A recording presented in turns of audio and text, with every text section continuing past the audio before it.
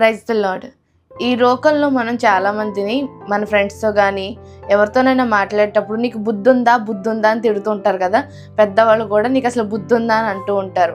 అసలు బుద్ధిమంతులు ఎలా ఉంటారని బైబిల్ చెప్తుందో మనం తెలుసుకుందాం.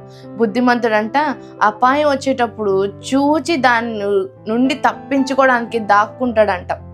బుద్ధిమంతుడు పరమునకు పోవు జీవ మార్గంలో నడుచుకుంటాడంట. కింద పాతాళం ఉంది బాబోయ్, పరలోకానికి వెళ్ళిపోవాలి, నేను దానిని తాళుకోలేను నరకాన్ని అని చెప్పి భయంతో పరమునకు పోవు జీవ మార్గం నడుచుకుంటాడంట.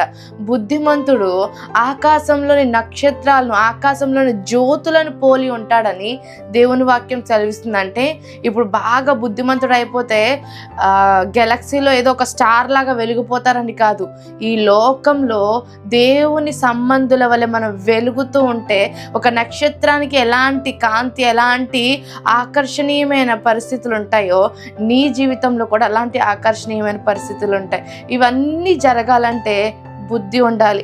తప్పిపోయిన కుమారుడికి బుద్ధి వచ్చినప్పుడు తండ్రి ఇంటికి వచ్చాడు కదా, ఆ రీతిగా ఏదో పొందుకుందామని లోకంలోకి వెళ్ళిపోతున్న ప్రజలకు బుద్ధి వచ్చినప్పుడు వారు ఈ పనులు చేయగలుగుతారు. Praise the lord.